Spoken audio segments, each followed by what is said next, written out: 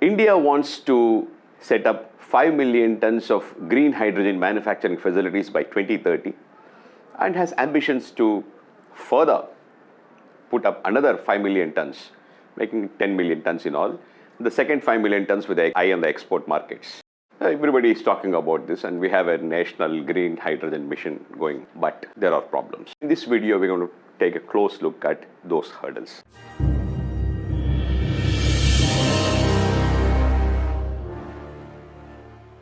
Under the National Green Hydrogen Mission, the Government of India has plans to engender the setting up of 5 million tons of green hydrogen facilities in India. And its ambition is also to have another 5 million tons of green hydrogen facilities, hoping that that would cater to the export markets. So, Indian manufacturers have two markets, domestic market and the international market. Many companies have formed tie-ups and joint ventures with overseas companies with a view to setting up green hydrogen facilities whenever the time is appropriate. For example, the renewable energy company ACME has signed an MOU with the governments of Karnataka and the government of Tamil Nadu to set up green hydrogen manufacturing facilities. So, for about more than 50,000 crores in each state. And then it is also looking at Orissa, and it's also considering Uttar Pradesh. And it's putting up a large facility in Oman, which appears to be slightly ahead of other plans. Renewable, for example, has ambitions for green hydrogen. Avada, oil marketing companies, Indian Oil Corporation, BPCL, GAIL, they are all interested in setting up green hydrogen facilities.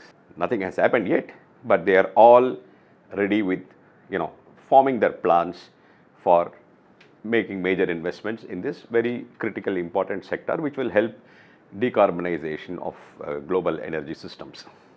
However, there are problems. As I said, the Indian manufacturers have two markets, domestic and international. Let's take the domestic market first. Look at what is happening here.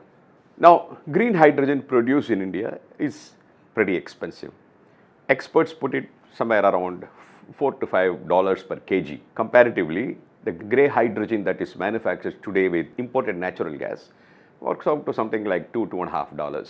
And there is no visible way to bridge this gap because renewable energy prices are not coming down.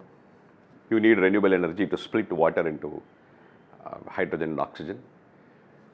Wind and solar prices, which used to be about a couple of years ago somewhere around 2 rupees 44 paise, 2 rupees 50 paise, gone up to about 2 rupees 80 paise, 2 rupees 90 paise per kilowatt hour. And there is an upward bias in these prices because if you take wind, the government has said that it will change the method of auction of capacities from what is called reverse bidding to close bidding. When that happens, the prices will rise by at least about 20-30 paise.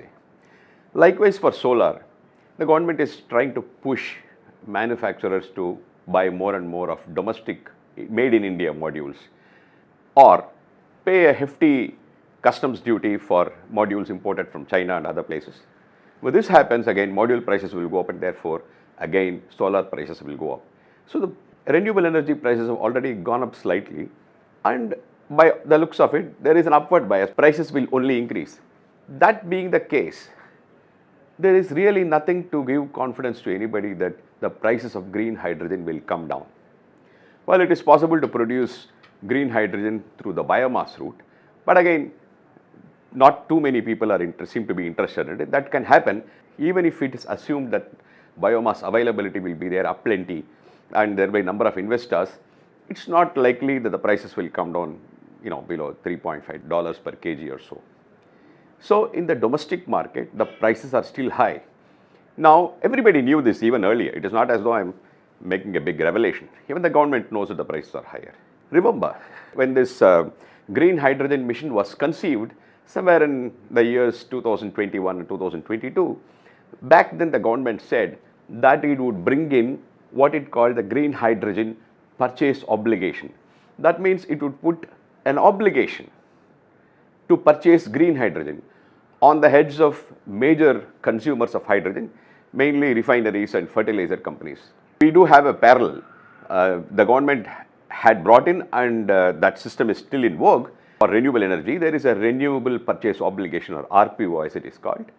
That is, large consumers will have to buy a portion of their consumption electricity should come from renewable energy, and this renewable purchase obligation has indeed helped create a demand for renewable energy, on the back of which the Indian renewable energy sector has grown and is continuing to grow. So the idea behind this green hydrogen purchase obligation was also similar. They thought that this green hydrogen purchase obligation would engender demand, would create a demand, and then people will come up and put up investments. So there will be demand for green hydrogen even if the prices are slightly higher. But now, by the looks of it and by what we hear from the government sources and the market, the government is rethinking on this.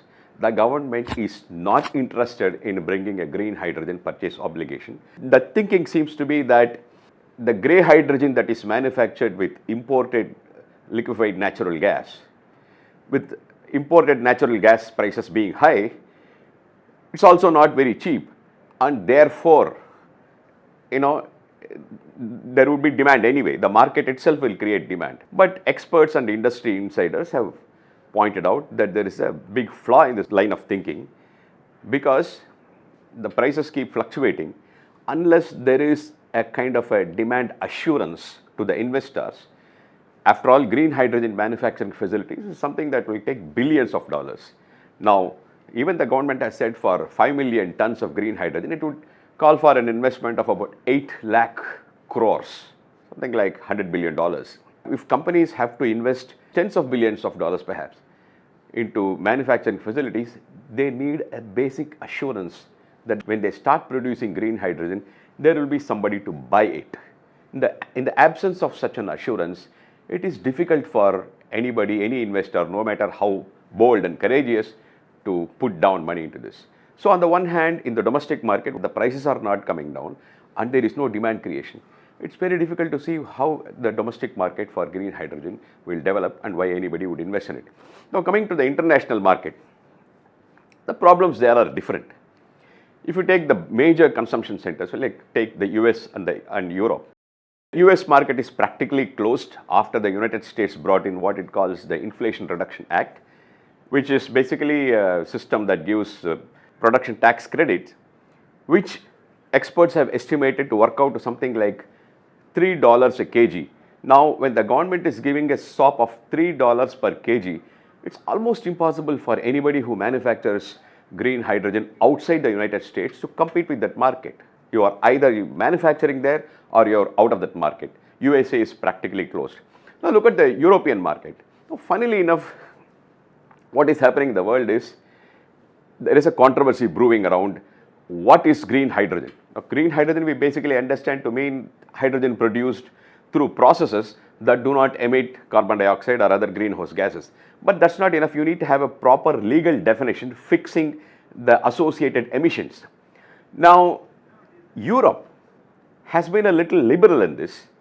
Standards it has adopted allow about 3.2 kilograms of carbon dioxide or carbon dioxide equivalent per kg of hydrogen. That's a little liberal because they seem to want to protect their natural gas industry, or for whatever reason they have done that.